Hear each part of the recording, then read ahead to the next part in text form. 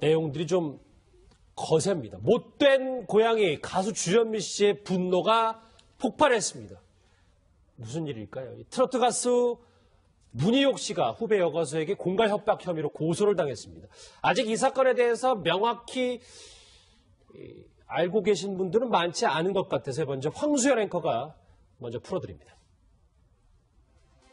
가수 문희옥 씨가 같은 소속사 후배 여가수로부터 공갈 협박 등의 혐의로 고소를 당했습니다. 후배 여가수에 따르면 문 씨의 매니저이자 기획사 대표인 김모 씨가 차 안에서 몸을 더듬으면서 모텔에 가자는 등의 성추행을 했다는 건데요.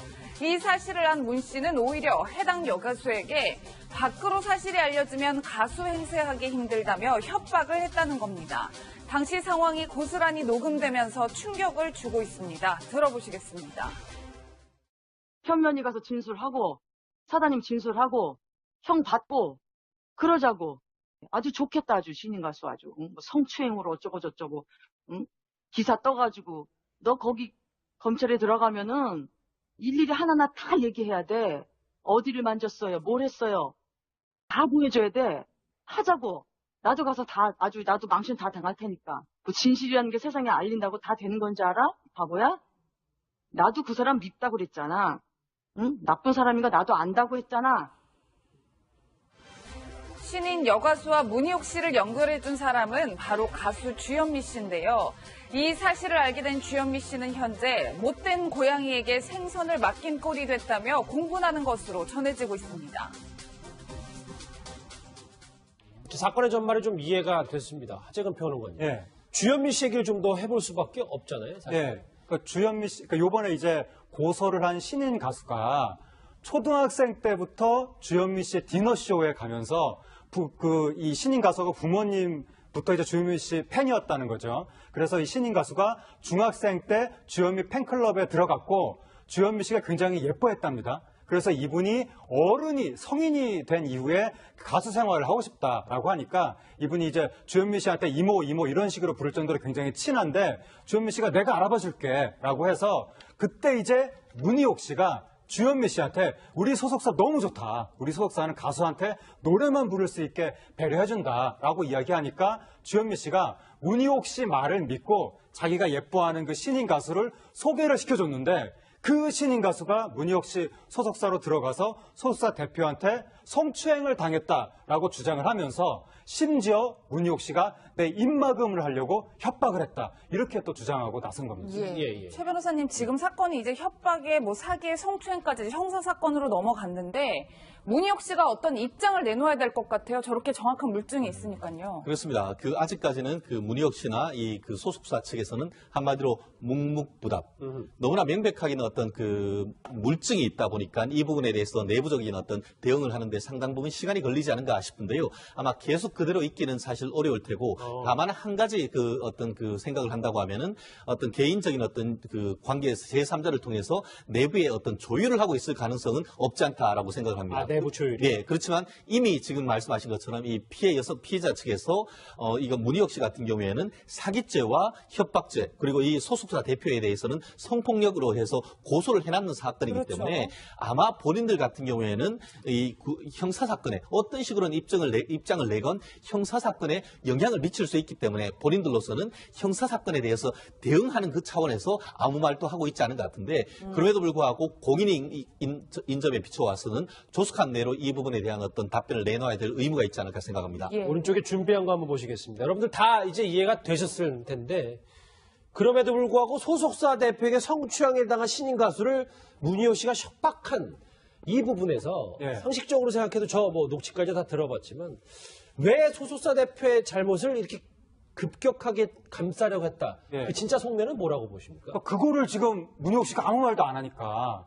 근데 저 이야기만 들어보면 저 말을 들은 사람 입장에서는 협박으로 느낄 수 있었을 것 같은데 들은 사람 입장에서는 예. 한 사람이 무슨 생각으로 저 얘기를 했는지, 그러니까 문희옥 씨 그 매니저 측에서는 그냥 그 뭐 조카 같고 좀 아끼는 마음에 후배를 타이른 것이다 이렇게 이야기를 하는데, 그러니까 문희옥 씨 입장에서 좋게 생각을 해보면 아, 저분이 산전수전 다 겪으면서 연예계 생활을 해보니까 여자 연예인 입장에서 성추문으로 뉴스 나오는 게 좋을 게 하나도 없다. 좀 덮어두고 가자. 그러니까 너의 미래를 생각해서 조금 덮는 게 좋을 것이다.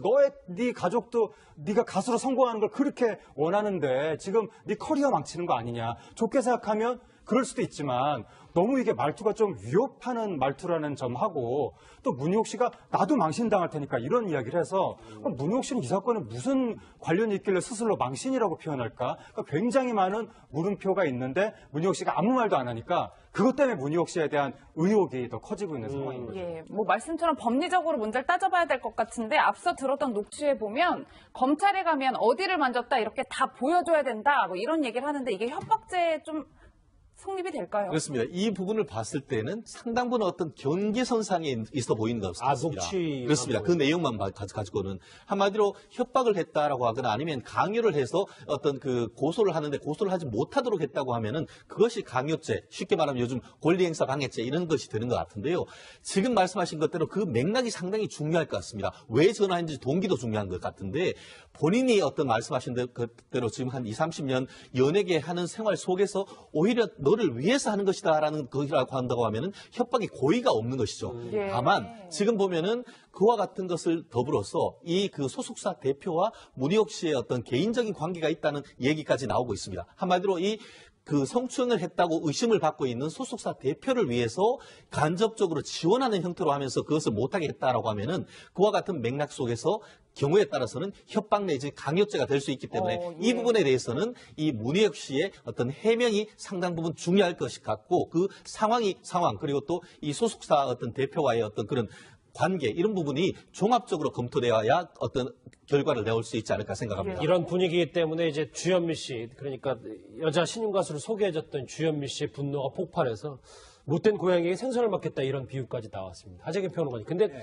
저는 이 얘기를 처음 들었는데 문희옥 씨가 이제 트로트 가수사에서 조금 좀 엄격하기로 좀 유명한 분이라는 얘기가 있어요. 예, 그러니까 평소부터 좀 이렇게 입이 표현이 걸고 좀 직설적이고 군기반장이다 이런 표현이 있는데, 걸다기보다는 좀 뭔가 후배들한테 따끔하게 직설적으로 소리도 하고 뭐 예. 선배한테도 그렇게 얘기를 한다고 하고 주현미 씨한테도 언니 뭐 그렇게 살지 마 이런 식으로 이야기를 했다고, 까마득한 후배인데, 그러니까 꼭 악의가 있어서가 아니라 예. 평소에 그렇게 조금 흉어물 없이 이야기를 하는 스타일이고, 특히 후배한테는 군기반장이라고 할 정도로 보통 이제 연예계, 연극계 이런 데 보면 그러니까 중간 위계 정도 되는 사람이 후배를 다 잡습니다. 맨 위에 있는 선배가 직접 후배한테 이래라 저래라 하진 않고 중간급 정도가 좀 악역을 맡는 경우가 있는데, 문희옥 씨가 그런 경우가 아니냐. 근데 이제 요번 같은 경우에 문희옥 씨가 말을 굉장히 술술술술술술 굉장히 여러 가지 이야기를 하거든요. 지금 뭐 너 할머니 생각도 해야 되고 아빠 생각도 해야 되고 뭐 검찰에 가면 안 좋은 일 있을 거고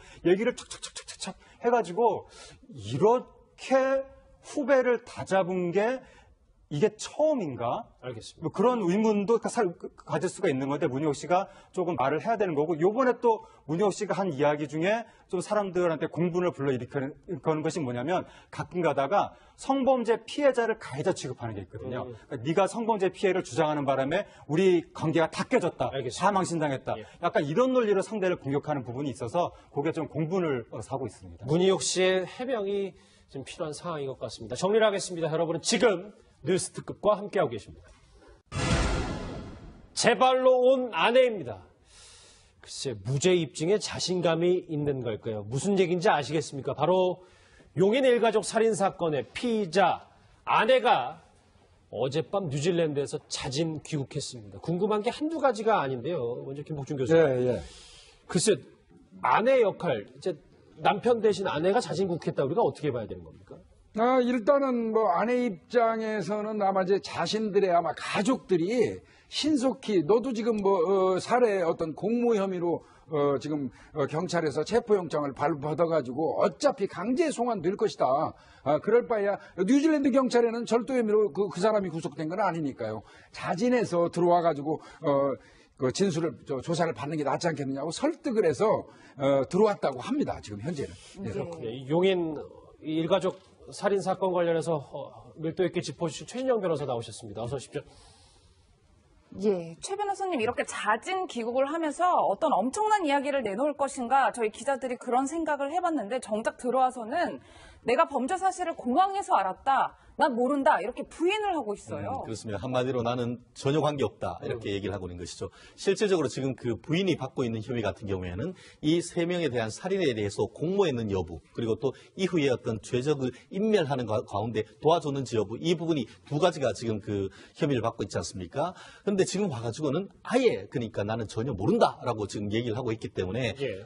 그럼에도 불구하고 지금 경찰 같은 경우에는 상당 부분 혐의와 관련된 혐의가 있을 듯한 간접적인 증거를 지금 많이 확보하고 있습니다. 그렇기 때문에 지금 이 과정 속에서 얼마만큼 어떤 이 자백을 이끌어낼지 이 부분이 좀 귀추가 주목되는 것 같은데요. 예. 단순한 어떤 그런 어떤 증거인멸이라든가 아니면은 이런 그 범인 도피라든가 이런 부분만 될 것인지 아니면은 말씀드렸듯이 본질적으로 그 살인죄를 하는 과정에서 직접적인 어떤 공모 여부가 있는 것인지 이 부분을 명확하게 밝혀야 이 죽음에 억울함이 없을 것 같습니다. 이게 부인의 공모관계, 공범관계는 저희가 앞으로 좀 더 짚어볼 텐데 김복주 교수 네. 그 전에 이 남편 있잖아요. 네. 뉴질랜드로 도피하기 전에 어머님 계좌에서 8천만 원을 뺐는데 네, 예. 이 부분은 저희가 어떻게 봐야 되는 겁니까? 그러니까 역시 어떤 경제적인 그 의도에서 이 자신의 그 일가족 3명을 살해했다는 거는 이제 뭐 여실히 드러나는 걸로 보여지고요. 근데 이제 단지 이제 우리가 전부 다 좀 불편하게 생각했던 것들은 감정이 개입된 게 아니냐. 그건 왜 그랬냐면 사체의 상태가 지나치게 잔인했기 때문에 그렇거든요. 예. 잠시만요. 8천만 원 인출과는 상관없이 네. 그 살인 흔적이 너무 잔인하다. 예, 그래서 어떤 그런 감정 같은 게 있거나 이 가족에 대해서 원한 같은 어떤 이런 게 쌓여있지 않나 이런 생각을 했는데 결국은 그 8천만 원을 어머니 계좌에서 이체를 본인한테 하고 그리고 공항에서 나가기 직전에 또 본인이 거기서 뽑아가지고 인출해가지고 또 달러를 바꿔서 가지고 들어갔거든요. 그래서 궁극적으로는 뭐 감정도 개입된 것 같고요. 경제적인 측면 또 그것도 작용한 것 같고 그렇습니다. 예, 뭐 최 변호사님 말씀처럼 일단 부인은 공모관계가 있는 것 같아서 이제 조사를 하고 있는 상황이긴 한데 경찰은 다른 공범은 없을 거다라고 기자들한테 이야기는 하긴 했지만 저희가 다른 공범의 가능성을 어떻게 봐야 될까요? 현재로서는 현실적으로 이제 그 기존의 이 그 주범이 다른 사람과 만나는 내역이라든가 아니면은 그 통신 내역이나 이런 부분을 봤을 때에 그걸 통해서 이제 그 다른 공범이 있을지를 주로 확인을 하는데 현재로서는 이와 같이 이제 그 다른 사람이 있을 가능성은 현저히 낮게 봅니다. 그리고 아까 지금 말씀하신 것대로 살인죄 같은 경우에는 전형적인 동기 범죄이기 때문에 그 동기를 밝힐 경우에는 어떤 예를 들어서 경제적인 측면이 있었고 다른데 어떤 채권 채무 관계가 있었다라고 한다고 하면은 외부의 어떤 그런 다른 사람이 개입할 여지가 있겠지만 예. 김 박사님 말씀처럼 경제적 동기와 더불어서 이 그 엄마에 대해 얼굴에 잔인하게 어떤 그 흔적을 남긴 것을 봤을 때는 상당 부분 어떤 가족들 간의 어떤 감정적인 앙금이 있었다라고 한다고 하면은 그 경우에는 본인의 개인적인 감정을 풀었다라고 보일 가능성이 있죠. 그렇기 때문에 지금 현재 그 경찰 같은 경우에는 다른 공범보다는 단독 범행에 조금 더 포커스를 두는 것이 그와 같은 어떤 살인의 상태라든가 경제적인 상황 이런 부분을 종합적으로 검토했던 결과가 아닌가 봅니다. 그러니까 이제 이게 범행 자체가요. 난 12시에 들어가가지고 16시 오후 4시 사이에 어머니와 의붓 동생을 살해했거든요. 그렇죠. 예. 그 이후에 저녁 8시에 이제 그 의붓 아버지를 만나가지고 또 살해를 했어요. 그러니까 그렇죠. 이 살해 행위가 순차적으로 이루어지거든요. 예. 공범이 있다면 그렇게 안 되죠. 이건 혼자서 단독 범행이니까 순차적으로 범행을 한 거라고 봐야 돼요. 예. 예. 아내가 자진 귀국한 이 용인 일가족 살인 사건 관련한 속보를 짚어봤습니다. 김복준 교수님과는 여기서 인사를 드리겠습니다. 고맙습니다. 고맙습니다. 아마 계속 그대로 있기는 사실 어려울 테고 다만 한 가지 그 어떤 그 생각을 한다고 하면은 어떤 개인적인 어떤 그 관계에서 제3자를 통해서 내부의 어떤 조율을 하고 있을 가능성은 없지 않다라고 생각을 합니다. 아, 내부 조율이. 예, 그렇지만 이미 지금 말씀하신 것처럼 이 피해자 측에서 이거 문희옥 씨 같은 경우에는 사기죄와 협박죄 그리고 이 소속사 대표에 대해서는 성폭력으로 해서 고소를 해놨는 사건이기 그렇죠. 때문에 아마 본인들 같은 경우에는 이 형사 사건에 어떤 식으로는 입증을 입장을 내건 형사사건에 영향을 미칠 수 있기 때문에 본인들로서는 형사사건에 대해서 대응하는 그 차원에서 아무 말도 하고 있지 않은 것 같은데 그럼에도 불구하고 공인의 인접에 비춰와서는 조속한 내로 이 부분에 대한 어떤 답변을 내놔야 될 의무가 있지 않을까 생각합니다. 예. 오른쪽에 준비한 거 한번 보시겠습니다. 여러분들 다 이제 이해가 되셨을 텐데 주현미 씨한테 우리 소속사 너무 좋다. 우리 소속사는 가수한테 노래만 부를 수 있게 배려해준다라고 이야기하니까 주현미 씨가 문희옥 씨 말을 믿고 자기가 예뻐하는 그 신인 가수를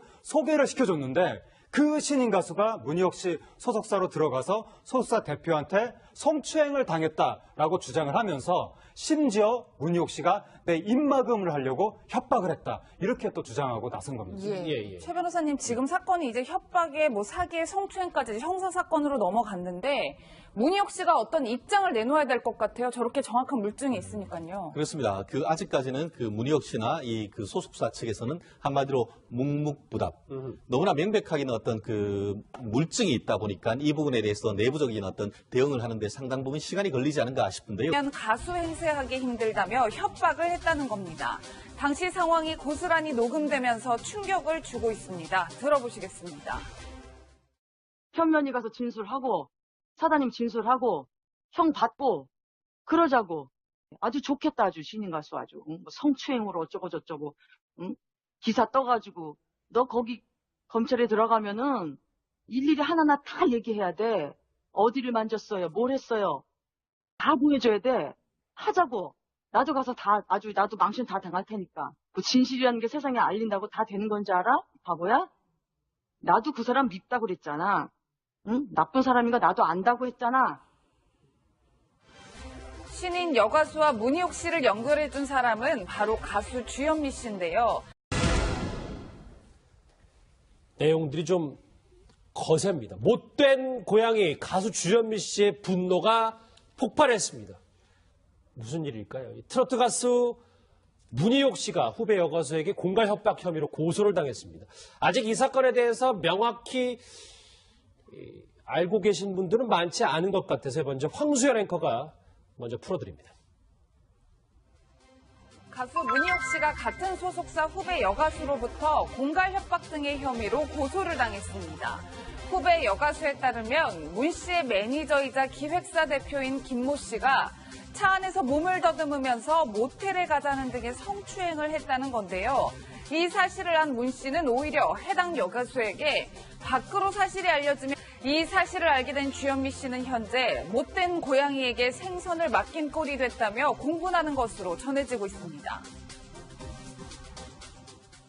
사건의 전말이 좀 이해가 됐습니다. 하재근 평론가님. 예. 주현미 씨 얘기를 좀 더 해볼 수밖에 없잖아요. 사실. 예. 그러니까 주현미 씨, 요번에 이제 고소를 한 신인 가수가 초등학생 때부터 주현미 씨의 디너쇼에 가면서 이 신인 가수가 부모님부터 이제 주현미 씨 팬이었다는 거죠. 그래서 이 신인 가수가 중학생 때 주현미 팬클럽에 들어갔고 주현미 씨가 굉장히 예뻐했답니다. 그래서 이분이 성인이 된 이후에 가수 생활을 하고 싶다라고 하니까 이분이 이제 주현미 씨한테 이모 이런 식으로 부를 정도로 굉장히 친한데 주현미 씨가 내가 알아봐 줄게 라고 해서 그때 이제 문희옥 씨가